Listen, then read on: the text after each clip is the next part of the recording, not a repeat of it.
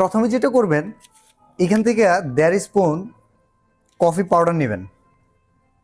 এই কফি পাউডারটা হালকা একটু পানি দিয়ে এভাবে নাড়াবেন। এটা কফি লিকার হয়ে গেল।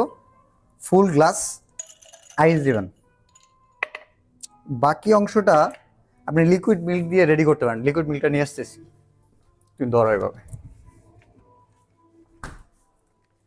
এখানে লিকুইড মিল্ক দিবেন।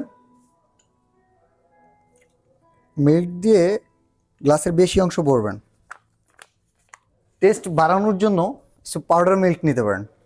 আমি 2 স্পুন পাউডার মিল্ক নিচ্ছি। ইয়েস, যেটা সুগার পছন্দ করেন এই কফিটার সাথে সুগার দিতে পারেন পরিমাণ মতো। আমি কিন্তু আইস কফি বানাচ্ছি। এদিকে আস। আমার ইনগ্রেডিয়েন্টস রেডি।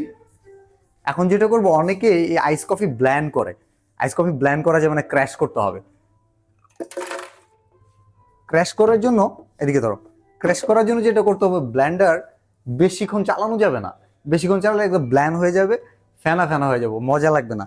দেখেন আমি কি করতেছি, just 2 second. Yes, already crash হয়ে গেছে। এখন আইস কফিটা একটু কাছ থেকে দেখো। আপনি চাইলে বাসায় বানাতে পারবেন।